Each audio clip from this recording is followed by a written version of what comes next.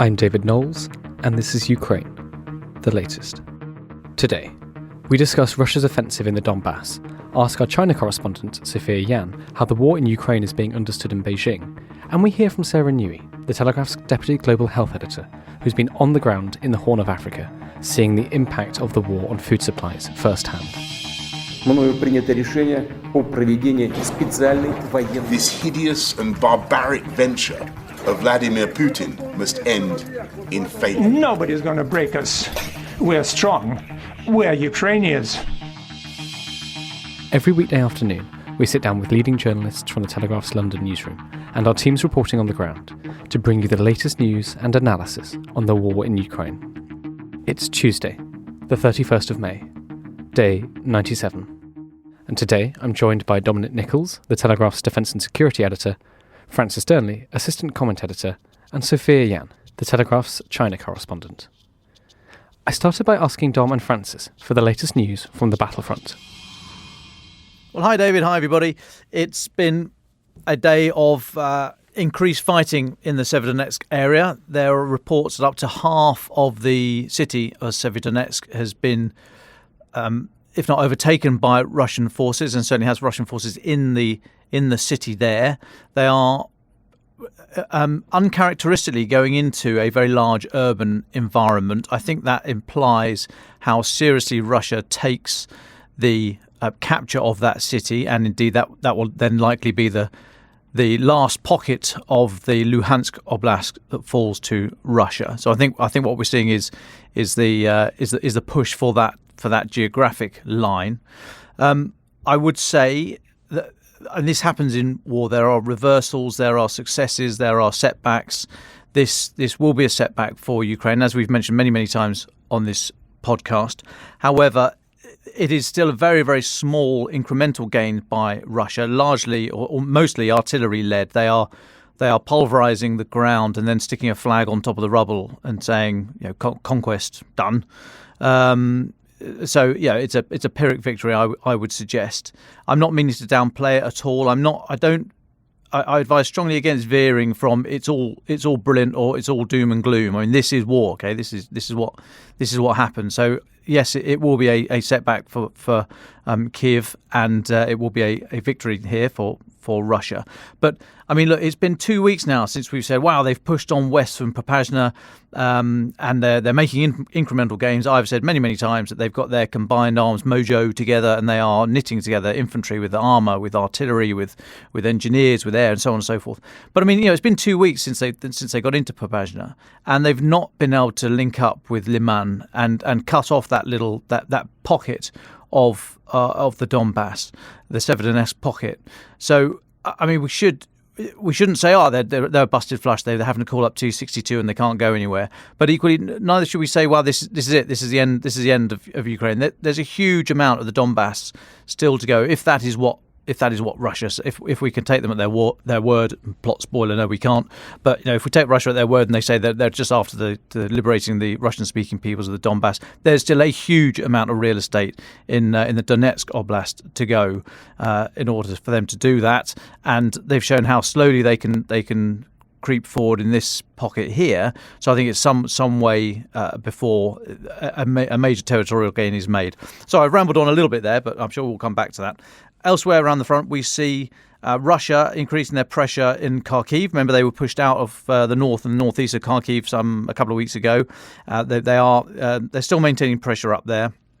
But equally, they are under pressure in the south, around the city of Kherson, where Ukraine have made some limited, successful counterattacks. This just goes to show that what Russia have done in the Donbass is they've applied the maximum of concentration of force. The British military have 10 principles of war, which I'll bore you with at some other time, but one of them is concentration of force. That is what Russia have done in the centre of the Donbass, around Severodonetsk. What it means, of course, is that firstly, there's a nice juicy target there. If only the Ukrainians had the MLRS and the long-range artillery to hit it. But secondly, they've had to denude their forces elsewhere of combat power, and that might be a result of that. Might be what we're seeing around Kherson in the south. But I'll just take a pause there. I've been talking long enough. Well, we can come back to the weapons that Ukraine has asked for and what they've got. But Francis Dearnley, yesterday European Union leaders agreed in principle to cut 90% of the oil imports from Russia by the end of this year. Some claims this resolves a deadlock with Hungary over the bloc's sanctions. Can you talk more about this? What happened? Thanks, David. Good afternoon, everyone. Yes, it's been...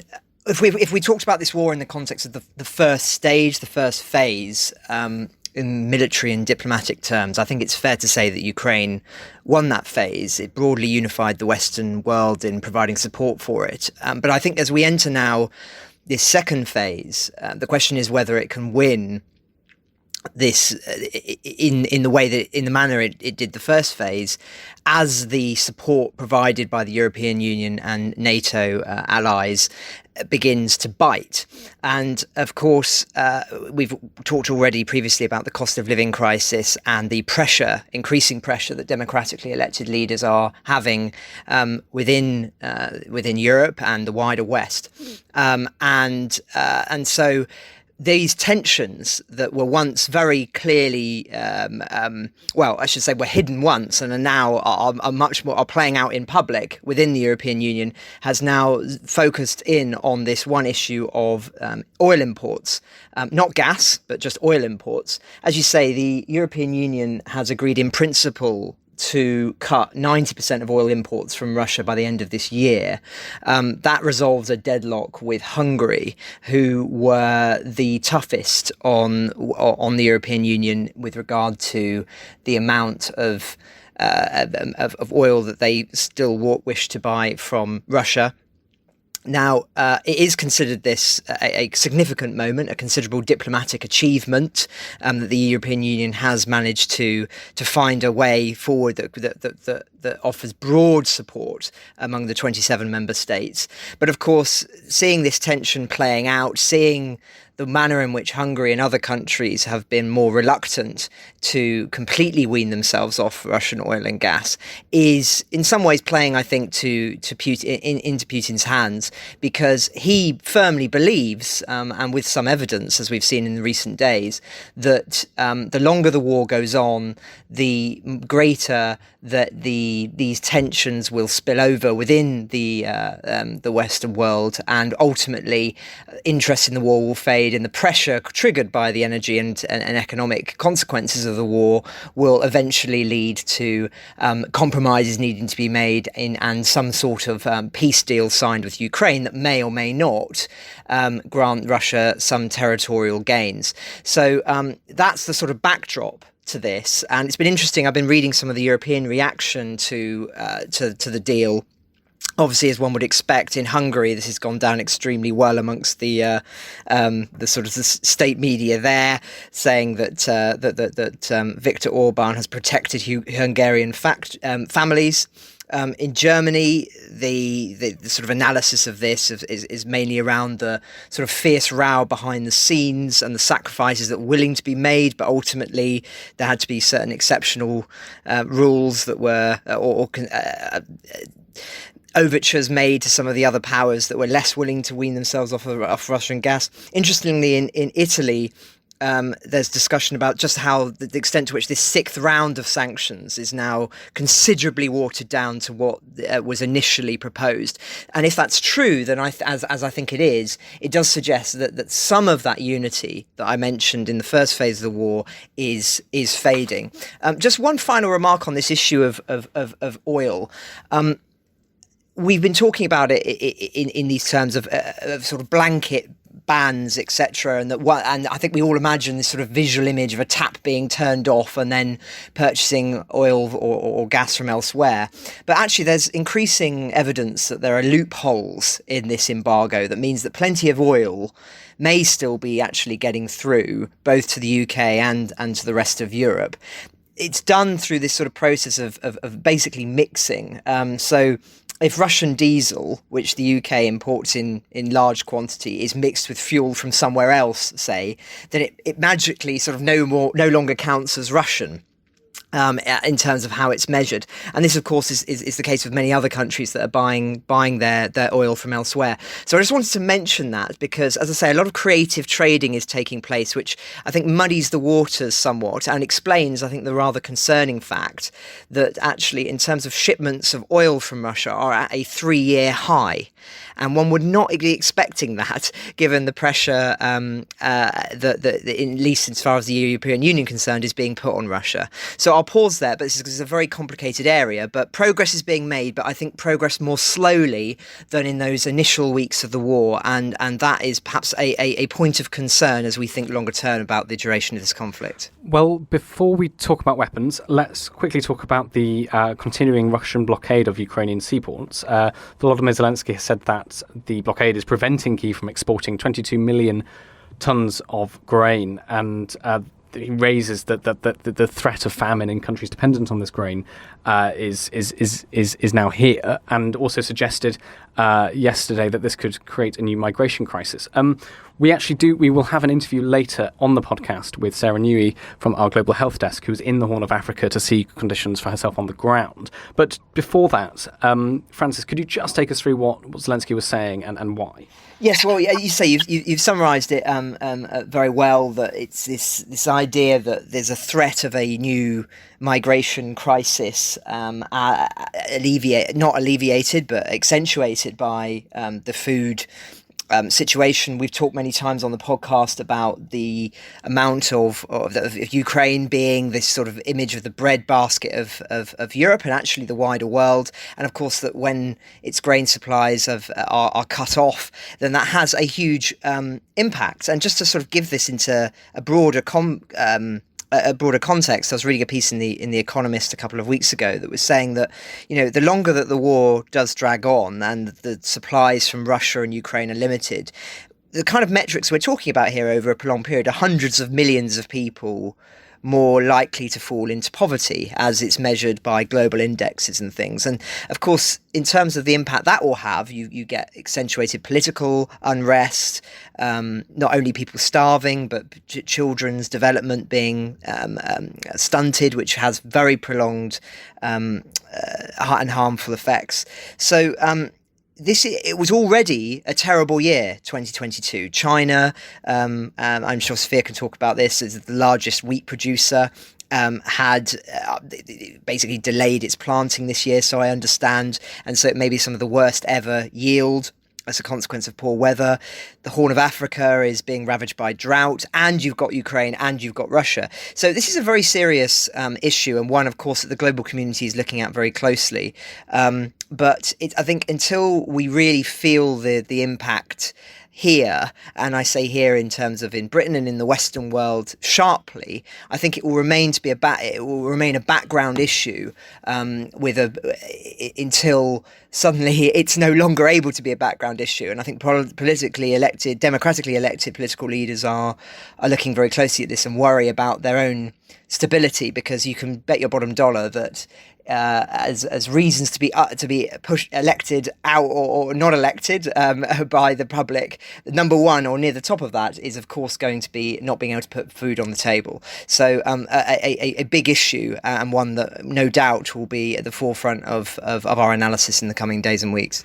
Thank you very much, Francis. Well, before we bring Sophia Yan into the conversation, Dom, I know you had some thoughts about some of the diplomacy and the promises of weapons to Ukraine that you wanted to bring up.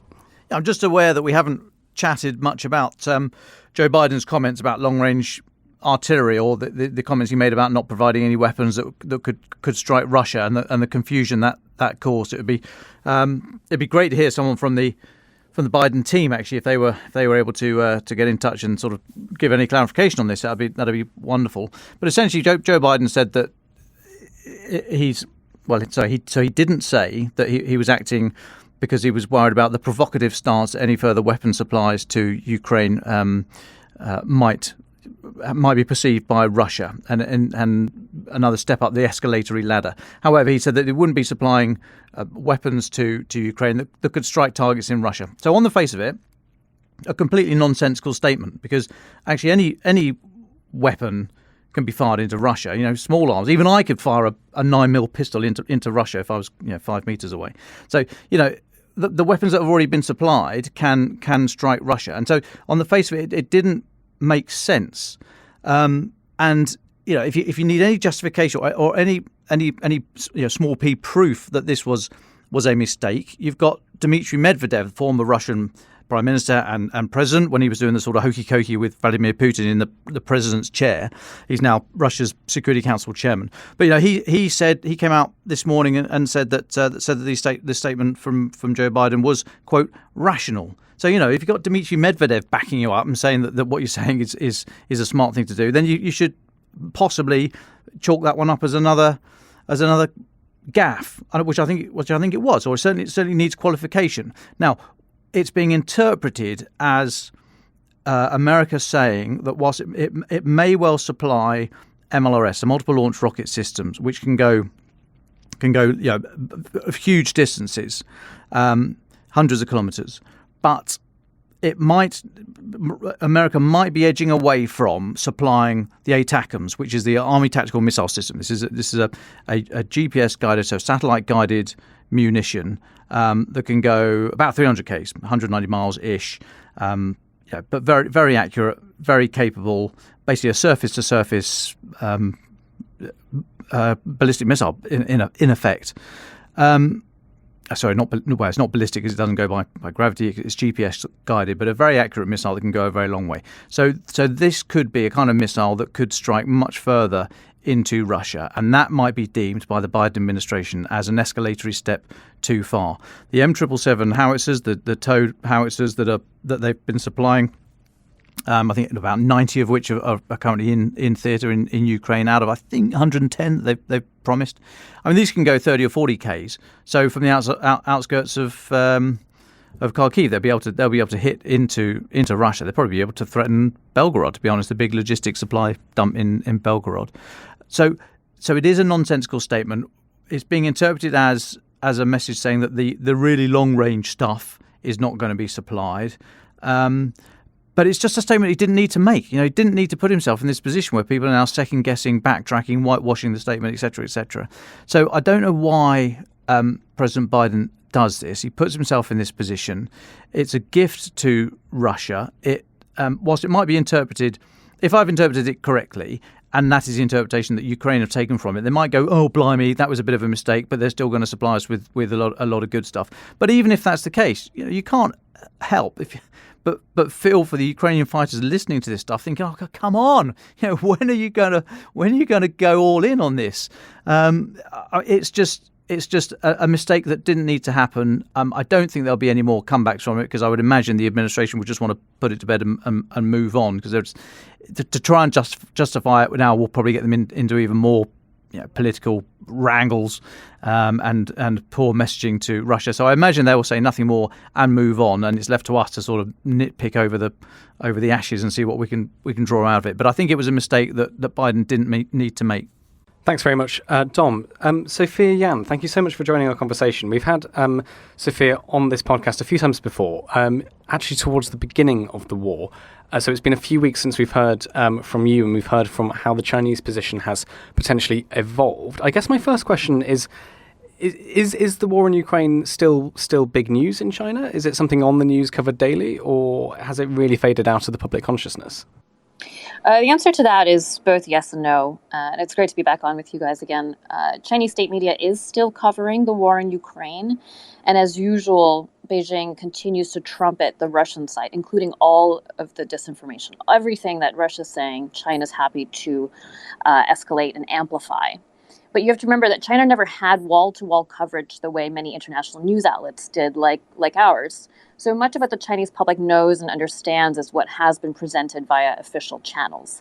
So Beijing is still largely calling it a, quote, special military operation, which, as we all know, is how Putin has characterized this invasion. There's a lot of U.S. blaming, pointing the finger, saying that Washington's at fault for this situation. I mean, Chinese state media even saying what Russians have said, saying that Russian intelligence found evidence that the U.S. is actively recruiting ISIS terrorists to fight in Ukraine. I mean, all of this is really part of what China wants to have as the big picture, which is that it is still about the U.S. versus China.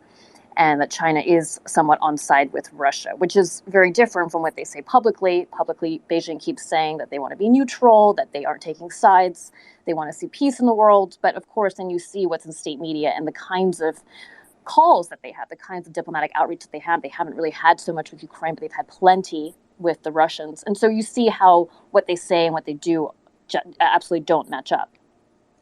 Moving away from state media, how do you think the Chinese political leadership have reacted to the war so far? What kind of lessons do you think they're taking? Well, for China, the most obvious context to be thinking about this is the issue of Taiwan.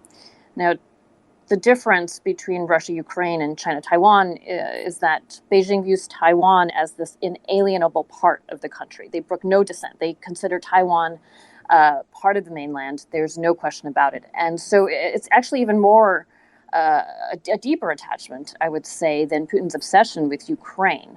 So reuniting Taiwan with the mainland, this is one of what the ruling Communist Party in China considers its main goals. This is something that the current leader, Xi Jinping, has made, it's this mantle. He's talked about it every time he has an opportunity for a big speech, especially if there's a military parade involved. He makes it clear that he stands for what Beijing calls the One China principle, this idea that China and Taiwan belong together. And so this is an issue, of course, because there is a question of whether or not Beijing would choose to move on Taiwan the way Putin has moved on Ukraine, and what could come to pass if that were to happen. China's military, bigger, more formidable than Russia's. Its economy also much, much bigger, more resilient. And it's so intertwined with many other nations. So rallying support for economic sanctions against China, this could be quite challenging. It may be much more difficult to isolate China than it is to isolate Russia. And because it would have all these potential secondary consequences on other nations whose supply chains, for instance, rely on decent trade relations with China. And just talking about the economics of the conflict, Russia has found itself incredibly economically isolated thanks to Western sanctions. How has China reacted to that? This is interesting because I think that China is taking stock of how the West has moved. The West, to its credit, did react strongly and very quickly, very swiftly, as it should. And this, I think, is something that will give China pause. In advance of what happened in Ukraine, the invasion, China was already working toward making its own economy much more self-reliant. Beijing does this a lot. They often use trade relations as a way to pinch other countries in the midst of diplomatic spats. And so what China wants to do is that nobody else, to make sure that no other country can do that in retaliation to China. So there is a move for Beijing to try to shore up its own economy, to not be reliant on anybody else, so that they don't face an issue of supply chain disruption going the other way around. So there is a move for China to make sure that it can stand on its own 2 feet, because now it has seen an example of how other countries may react if push came to shove. And so this is actually very instructive for Beijing, learning how to prevent the kind of pain that Russia's feeling now if China were to move in the future on Taiwan. Thanks, Sophia. Just one more question from me, if I may, before I know Dom and Francis will want to jump in as well. The previous times we've had you on this podcast, you've talked about how Beijing is really in this sort of juggling act between, they're between a rock and a hard place. That this is not a position. I think I remember you saying that the Chinese leadership wanted to be put in to side with the West against Russia or to side with Russia against the West. How is that juggling act going? Are they? Do you see them leaning towards more towards one side or the other, or are they keeping as equitable as they can? Well, China is trying to stay on message with its declaration of apparent neutrality. And at home, at least, COVID's been a pretty big distraction. Zero COVID policy in China, lockdowns galore. 2022 in China feels just like it did in 2020 when the pandemic first kicked off. But for Xi Jinping, for the leader of China, this is a politically important year. And so what he's trying to do is to maintain stability at home. This idea that if they're too on side with Russia, the fact that China could then be hit by secondary sanctions is absolutely not an option. And so what China's been trying to pivot toward is increasing its diplomatic influence to limit damage to its already rocky ties with both the U.S. and Europe. And at the end of the day, you have to remember that China is really most concerned about its own self-interests experts think that will limit how much of a hand Beijing will play over the war in Ukraine. And you have seen this move in the last couple of weeks for China to try to think and talk about other issues. The foreign minister, for instance, is on this island hopping tour to try to build influence in the Pacific Islands. They're trying to just distract a little bit from what's happening in Ukraine. And this is, for China, a huge problem. The longer the war drags on, of course, the more pain there is felt for everyone involved, for the entire world. But for China, it continues to put Beijing in this really difficult position where it can't side with the U.S. The U.S. is its arch enemy when it comes to values, but it can't so much publicly, vocally side with Russia, because then, of course, that draws the ire from the rest of the world. So there's a balancing act here that China's trying to play. And I think what's interesting about Ukraine and the U.S. and versus Taiwan in the U.S. is that what we're seeing is this interest from the West to try to make clear that there are security guarantees involved, that the West backs Ukraine, that the West will back Taiwan. But when it comes to the Taiwan question, any more of an explicit U.S. security guarantee might actually reduce rather than support and enhance deterrence. It might actually then prompt China to challenge the U.S. on whether or not it would actually come to Taiwan's rescue. This is absolutely fascinating. Thank you very much, Sophia. Francis and Dom, you've been listening to this. What are your thoughts? And I'm sure you have questions for Sophia as well. Yeah, I just wanted to ask, it was very interesting hearing President Biden's remarks on Taiwan, I believe it was last week, that was essentially suggesting that they would be willing to militarily intervene were China to invade. Do you think war over Taiwan has become more or less likely as a consequence of Ukraine? This is a really interesting debate. From China's perspective, nothing will impact its decision-making calculus when it comes to when and in what way to move on Taiwan. China will only do this if it knows it can succeed. And it will only do this if it's politically a positive, if Beijing can do it quickly, if it can help Xi Jinping or whoever's in charge at that point to shore up their legacy. I mean, this is very much all about China's self-interest. And of course, as I said before, the way the West has reacted may give China some pause. At least that's what the West seems to be banking on. That's what Biden, for instance, is hoping is happening, that Russia's setbacks in Ukraine will mean that China pauses a little bit, takes a deep breath, and thinks about what happens if it were to actually get into a conflict with Taiwan. But the U.S., there's a huge debate in foreign policy circles there about how to approach this issue of Taiwan. Some people think hanging on to this idea of what they call strategic ambiguity is good, basically not making any sort of implicit or explicit outward guarantee that the U.S. would come to support Taiwan. Of course, there's military support and military coordination. Even right now, there's a U.S. senator in Taiwan. A lot of these visits, of course, show that there is support and interest in making sure that peace maintains continues to be the status quo. But the concern is, if not enough is said, will that embolden China? But then on the flip side, if too much is said, will that embolden China? So this is this age-old question about how the U.S. ought to present itself.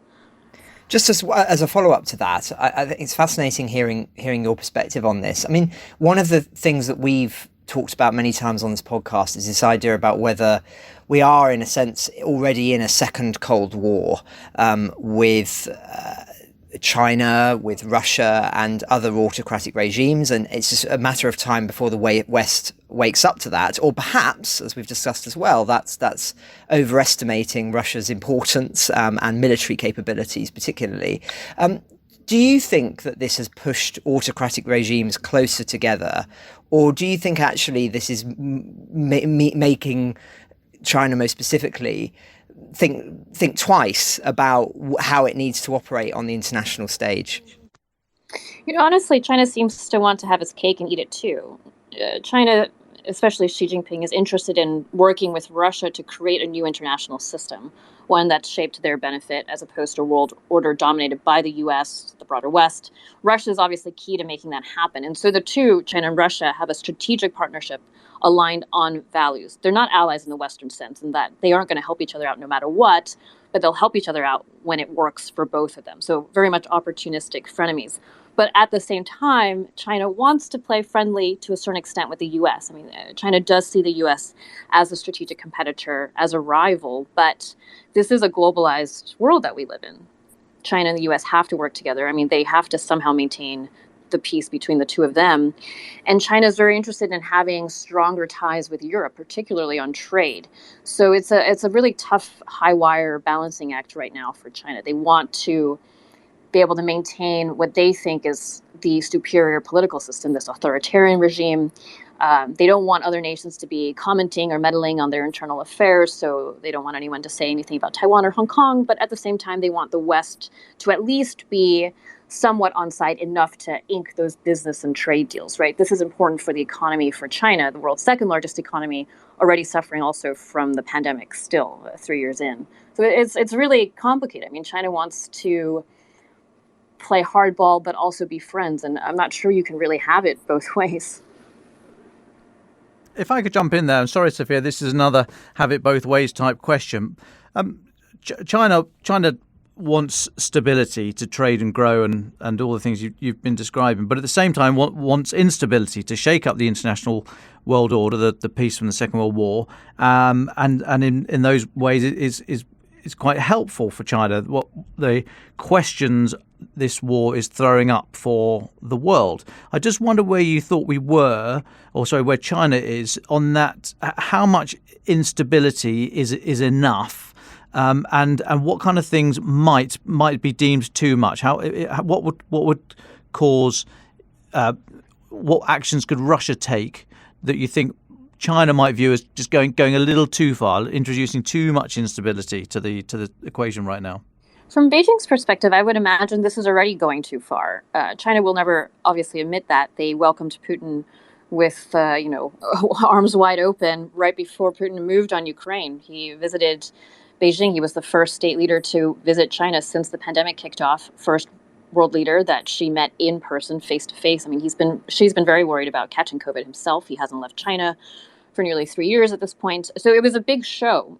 Putin came for the Winter Olympics, and right after the games finished, he invaded Ukraine. So this, in a way, is already way out of control for Beijing. This is very possibly a situation that they never wanted to see.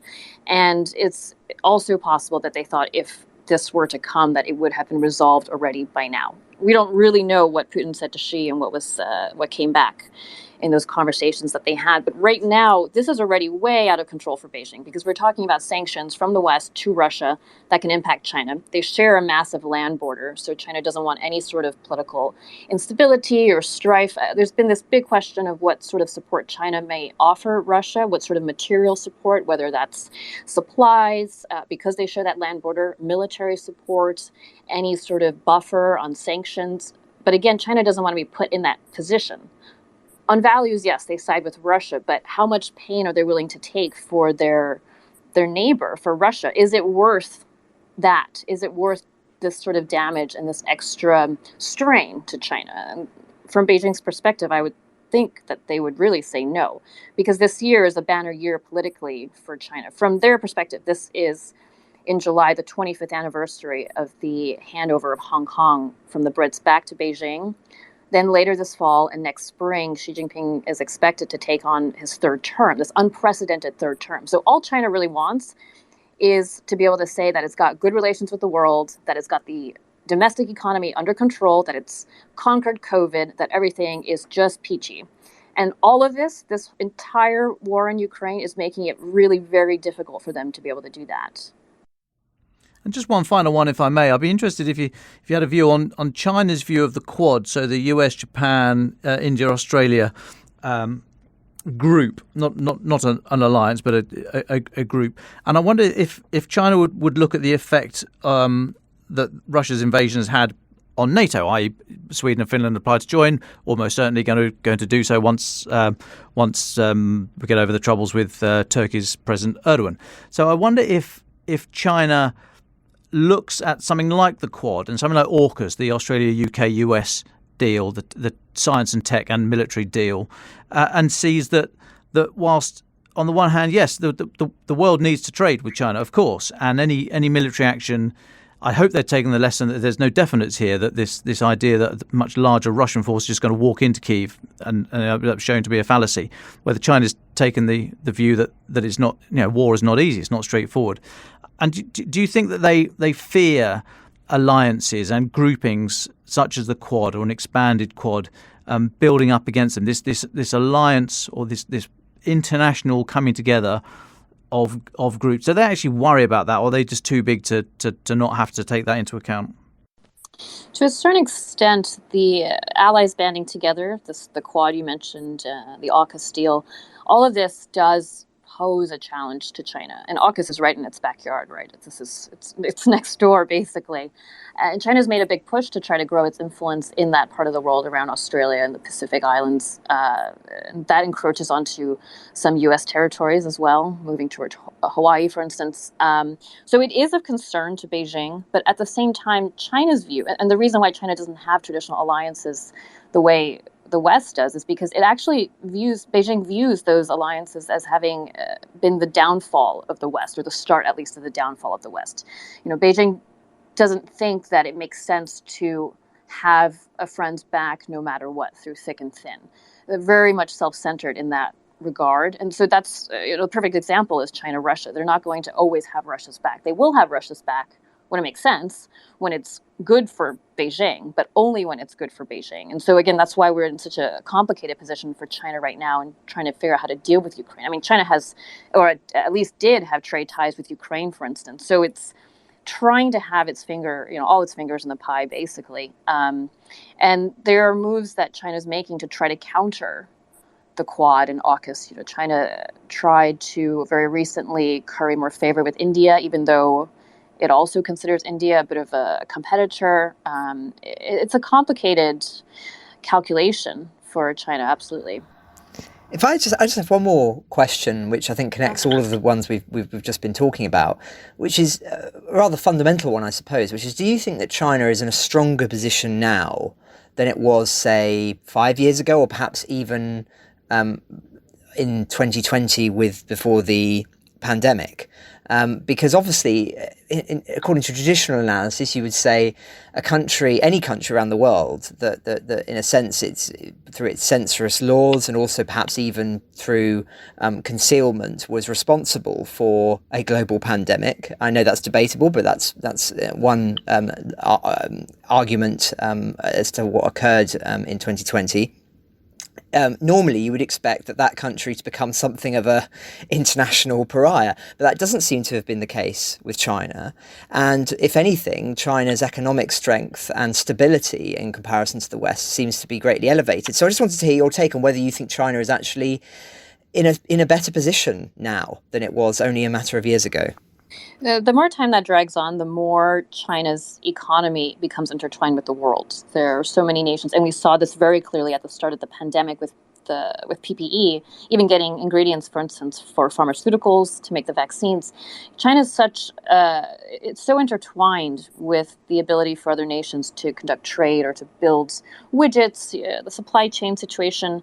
So the more time that goes on, the more integrated China really becomes. But what has happened over the last few years with the pandemic is this very clear, sudden realization of how dependent and how reliant some nations actually are on China and what that means, what the risks are that come along with that.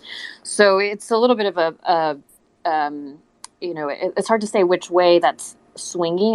The issue of China and the potential risk or threat of the rise of China, that's how a lot of politicians in other countries are characterizing it. This has become, in so many ways, a domestic political issue. I mean, politicians are campaigning on China policies, on their China stance. So there is an awareness. So even though at the same time China is becoming so much more tied and integrated in the world, there is a growing awareness of what that means. I mean, there's a discussion of decoupling that was talked about a lot in the context of U.S. and China. There's almost no way that can happen. I mean, think about how we live these days. I mean, that's impossible to a certain extent. But the other issue is China's military, which for many years, for decades, really, China has worked on this big modernization campaign. And so the question also has come, we've seen how Russia's military has done in Ukraine. Well, then there's the question of how China's military might fare if it were actually to be thrown into active conflict. And the military, the PLA, that China has is huge. It's much bigger than Russia's. And they've spent many years trying to build advanced technology that the military could then use. And that, China always says, is for deterrence. It's to make sure that nobody will bully Beijing and that it won't use it as a way to be ever on the offensive. But that's what they say, and what they do is another story. So that remains to be seen. And whether or not, for instance, the U.S. could match China's prowess, that also remains to be seen. But the Chinese military is really largely untested in battle. They have very little combat experience, and corruption's rife. In a lot of other militaries, if your commanding officer tells a soldier to charge that hill, that soldier is probably going to charge that hill. But if you're talking about the Chinese military, and you're talking about soldiers who think that their superiors are there because of corruption, will they still act and follow orders? I mean, we don't have answers to any of that. And so that has a lot to do with, I think, how much power China can project and how much power China would really have on the ground if push came to shove. I just wanted to pick up on one thing you said there about financial entanglement between the West and China. I mean, it seems to me that something that's been underlined by the Ukraine crisis, but arguably this has been a theme for much longer, is the sort of the new diplomatic consensus based on the belief that the West, all the West needed to do was to maintain the flow of commerce with Russia and China, and that the forces of capitalism and liberalism would eventually undermine their autocratic systems, has fundamentally been shown to be very, I'd say, arrogant, certainly naive.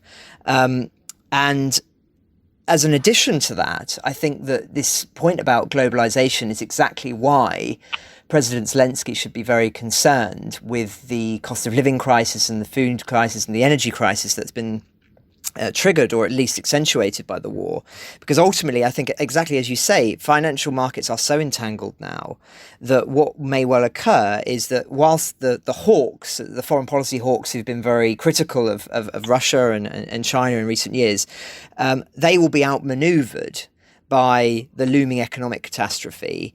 And steered by, in Europe at least, Germany and France, the EU will eventually ease sanctions against Russia, and globalization and appeasement will win untampered, and the liberal consensus will resume, because ultimately there's this sort of naive belief that money is the force that spreads peace around the world rather than morals. And actually that decades of having that policy means it becomes very, very difficult to disentangle yourself when suddenly people you've been treating as financial allies prove to be military foes.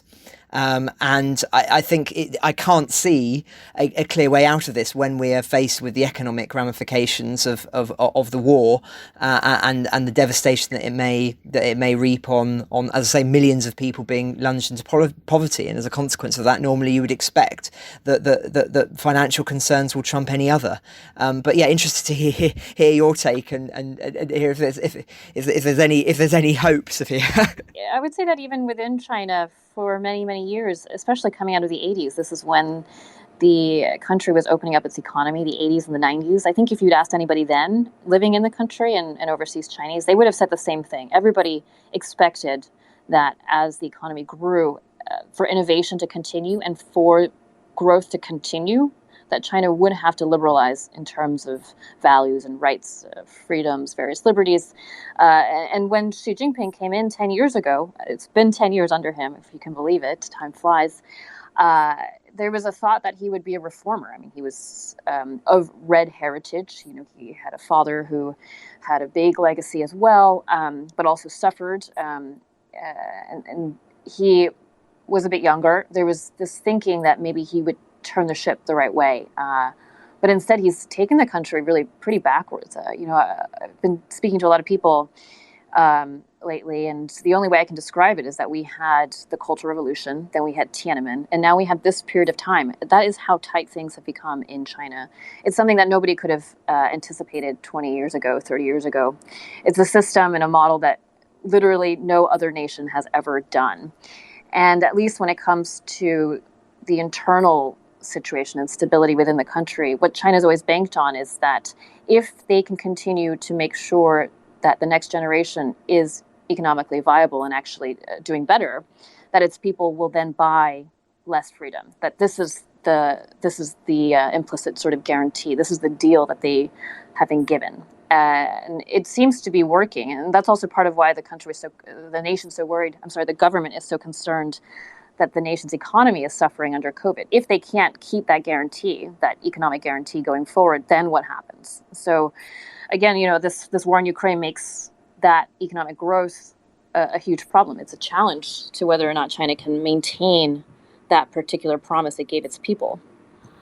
And I think that's something we discussed on the podcast previously, is this idea that perhaps the real threat of China is not military. It's this sort of idea that because it offers this model of sort of autocratic capitalism that seems, on the surface at least, to be working, that this is a model that other countries will seek to imitate, and will become sort of more centralized, and etc.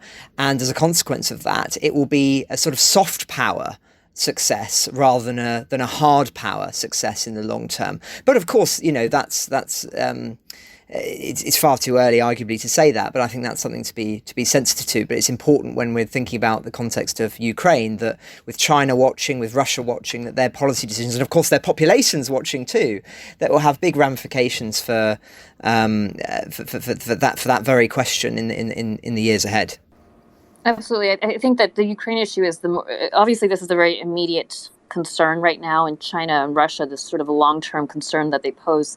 These have to be looked at side by side. And right now, of course, there's so much focus on where Ukraine is, but we risk losing sight of what this means many years down the line with China and with Russia. In his nightly address on Tuesday, Ukrainian President Volodymyr Zelensky warned of famine in countries dependent on Ukraine's grain. He even suggested the Russian blockade could help create a new migration crisis. So to understand how the war is affecting the regions most dependent on Ukrainian produce, I spoke to Sarah Newey, the Telegraph's Deputy Global Health Editor, who was recently on the ground in East Africa. Can you tell us why you were going there and what did you see? So I was in Somaliland, but the whole of the region is currently in the worst drought for 40 years. It should be raining right now. It really isn't. Where I was, the land was so barren, mostly flat, either completely flat as a pancake or completely mountainous, no real in between. The sun was baking, up to 40 degrees. And we basically would go to these, driving through the countryside, seeing these riverbeds that are just rivers of sand, or huge pools that used to be an oasis where people could take their livestock, where there's no water. So it's quite a bad situation already. But it's been made worse by global affairs. Even before Ukraine war, prices were soaring. So in Somalia, which internationally, Somaliland is recognised as part of Somalia, although it's really its own de facto country. But across Somalia, prices had increased by 36% from February 2021 to February 2022, even before the war, because of COVID disruptions, mounting debt, the inflation that we've seen. And Ukraine has basically been a final straw that's tipping the region into crisis. So before we talk about Ukraine, tell us a bit more about what are the people in Somaliland telling you when you're interviewing them? Yeah, so it was fascinating actually. One of the things that really came across, we were in some quite remote areas of the country where the crisis has been most keenly felt. These are people who are pastoralists mainly, so they have camels, they have sheep, they have goats, and their livestock has been decimated by drought after 3 years. You drive along and you see carcasses of goats kind of lying on the side of the road. So, I spoke to a lady called Fahima, who her family used to have well over 100 livestock. Now they're down to 20 for a family of 8. It doesn't sustain them anymore. There are concerns that the drought is undermining a whole way of life. So even before Ukraine, as you said, it was a bad situation where people are struggling, their livestock, their livelihoods. People would say to me, Sarah, this looks like my animals, but this is my savings and this is my lifestyle. Like, what do I do without them? If the animals have gone, I can't feed my children. And the other problem is that when there's a lack of water and you can't feed these animals, they also get sicker and frail themselves. So they're producing less milk. They can't sell them at the markets because they're not healthy enough. So it's not a good situation. Let's put in now as a piece of the jigsaw the war in Ukraine. Before we talk about the impact of the grain embargo, the grain blockade. Sorry, can you tell us why was Ukrainian grain and other exports so important to the Horn of Africa before the war? Yeah, so the situation has really exposed the dependence on imports from both Russia and Ukraine. So Somalia, for instance, 90% of wheat imports would come from the Black Sea region, Russia and Ukraine before the war. And you kind of see that across Ethiopia, across Somalia, across Kenya as well. So although they might not be the biggest importers of wheat or grain, and also we shouldn't forget sunflower oil as well, if you look at the proportions that are coming from that region, it's very high. So, there are real concerns that, I think we're estimating now that about 25 million tonnes of grain rotting in silos, or, that Russia are weaponising the supplies of grain.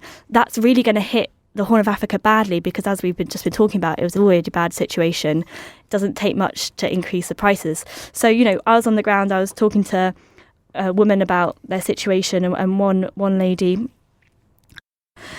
called Muna, whose daughter was in intensive care in a hospital in a town called Barao. Her child was tiny. She was 4 months old and she weighed less than 3 kilograms. Really, really tiny. And she was telling me she goes to the market to try and buy 15 kilograms of rice. It used to cost her the equivalent of about $6-7, just 2 months ago. Now we're up to $10, $50, $11. So when you don't have much money in your livestock and your livelihood, and life has become harder anyway, and then you see that price increase, the consequences are pretty stark. Did you get any sense from the people you spoke to about their sympathies or their thoughts about the war? I mean, if they're realising that it's affecting them right there, did they tell you about what they thought about Russia's blockade or Ukraine's fight, or what do they say? So we'd had some conversations with, for instance, like the town mayor of a town called Barao, who was saying it's an unfortunate situation, we're stuck between a rock and a hard place. This is a war 5,000 miles away from the region, which isn't, parts of southern Somalia, for instance, has its own problems with instability. I think there's a bit of a sense of, it's hard, I don't want to put words in anyone's mouth, but there definitely is a sense of frustration that events so far away have such a big impact on them. I think there's also a sense of confusion around, increasing frequency of drought more generally. I didn't speak to women in markets about what they thought of the war. They were much more preoccupied about how they were going to feed their kids. But it definitely came up in conversations with officials, whether they're British officials in Hargeisa, the capital of Somaliland, or officials out in the towns that we spoke to. I think there's a feeling of what is going on with the world. Sarah, you've painted quite a picture of a region suffering from numerous factors outside of its own control. What's being done about this? And what can the world be done? Or is the near future looking quite bleak? Well, I think that's a really interesting point, and forgive me if I go into what sounds like a history lesson. I don't want to do that. But the Horn of Africa has been hit by 3 major famines in the last 11 years. We had one in 2011 where 260,000 people died. The international community really didn't respond quickly enough. Then in 2016, 2017, the same signals were happening, and everyone had said in 2011, never again. And in 2016, 17, we had actually a really effective response, and famine was averted. For a bit of context, that year the UK provided £861 million of funding. This year, people are saying that we're kind of at the same level if you look at the indicators compared to 2011, where we were going then. But unlike 2017, we have a world that has been hit by so many multiple crises, whether that's Afghanistan, even before Ukraine we had Afghanistan, war in Yemen, Syria, etc., which taking a lot of resources, quite rightly. But the UK has committed £40 million so far this year to respond to the crisis. So there's a sense, speaking to the World Food Programme, who said that they're having to take food from the hungry to feed the starving. They've already had to cut programmes in Somalia to prevent malnutrition so that they can treat the cases of malnutrition that are cropping up. So that's, especially bad for southern Somalia, which, as I said earlier, 81,000 people are already living in pockets of famine there. So I think there's a sense that the international community is trying, but is really not doing enough. When we were sat in a small town, kind of in what felt like the middle of nowhere. I was very pleased to be inside after burning my face off in the near 40-degree heat, and having this conversation with some town officials. And one of them just said to me, maybe they just don't care about us anymore. And there was a kind of palpable feeling about that. I mean, Somaliland, for instance, if you kind of is one of the poorest countries in the world, although it's much more stable than Somalia, which is also one of the poorest countries in the world. So there's not a huge amount of resilience. And I think it's interesting as well, maybe this is going slightly off topic, but in Somaliland, the biggest market in the capital, Hargeisa, burnt down about 3 weeks ago, which is also having a huge impact. So, the government estimates that could be as much as £1.5 billion worth of damage. Wow. So they're already having to respond to that. They're trying to respond to drought. The international funding really isn't there to help. So I don't think the outlook is cheery. I mean, the other thing is that it should be raining right now. It's not. I think there are some warnings that by summer we might be using the famine word. I mean, there are some quite rigorous technical restrictions about what that means and how you get to it, which we're not at yet nationwide. But yes, it is all quite bleak, really. It's not a good situation. So, from your estimation, is the impact of the war in Ukraine and the blockade of Ukrainian grain, is that sort of, I don't want to sound flippant, but almost the cherry on top of all the other problems that Somaliland and Somalia are facing? I think that is definitely the case. I mean, it was a difficult situation even before Ukraine. I think Ukraine has had a twofold impact. One is just the triggering massive food price hikes. We've seen, record food prices across many regions of the world, including Somaliland. And the World Food Programme has estimated that Somalia, Ethiopia and Kenya are among the most at risk of the shocks to the global wheat trade.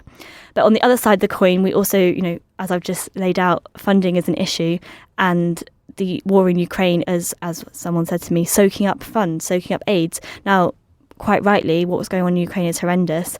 And there are finite resources, but the knock-on impacts for the Horn of Africa are pretty stark. Did you see any evidence, or would you might expect in the next few weeks or months, any political instability to come from the increased food prices because of the lack of grain? So I didn't really see that in Somaliland at all, if I'm honest. It is a very stable country with a population who are incredibly proud of what they've achieved there with given the scenario. But I think it's, definitely the case that there are some people were telling me that, across the region, probably including Somaliland, there have been some local skirmishes over the small amount of pasture or water that's left. And I think that it's definitely the case that food prices are triggering upheaval. I mean, Somalia is a difficult place anyway with the presence of al-Shabaab. It's hard to know. Someone else described it to me as, it's hard to know whether dominoes are going to fall, but definitely across the world, dominoes are going to fall because of this, social unrest. If you can't feed your family, you're going to protest, right? Yes, I don't necessarily think that there's going to be a lot of instability in Somaliland, but I think there are a lot of countries that are facing that outlook. Is there anything that we haven't spoken about that you think is important for our listeners who do listen in from all over the world to know about the links between the conflicts in Ukraine and what you saw in the Horn of Africa? I think it's a really interesting example of how interconnected our world is. A war 5,000 miles away from one country, it kind of boggles the mind that it's having such a big impact. I mean, I think that one of the things people keep telling me is, there is still lots that can be done. So 15 million people are experiencing acute hunger or starvation across the Horn of Africa. If nothing changes and there's not more rain, that could hit 20 million by the end of the year. There's a lot of people. And, I think the other thing that's stress is actually that this is already triggering an internal migration crisis. So, we were driving along a road and we saw a woman called Nora and her family. She's 50. She was migrating for the first time in search of, she had 20 goats left. She'd hired a van with the last of her savings to try and move to an area that she thought that there was more chance of having water. We met lots of people like that, many people in internal displacement camps already. Across Somalia and Somaliland, there are estimates that 700,000 people have already been forced to leave their home in search of water. So I think there's a lot of factors that are coming together. It was a bad situation already, but it is undoubtedly the case that the conflict in Ukraine and the consequences on the global wheat trade and fertilizer trade and sunflower oil and fuel, of course, too, is pushing an already bad situation into a catastrophe. Ukraine the Latest is an original podcast from The Telegraph. To stay on top of all of our Ukraine news, analysis and dispatches from the ground, subscribe to The Telegraph. You can get your first 30 days completely free at telegraph.co.uk/audio. Or sign up to Dispatches, our Ukraine newsletter, which brings stories from our award-winning foreign correspondents straight to your inbox. Ukraine the Latest is produced by Louisa Wells and Giles Gear, and today on Twitter, Sophie Coe.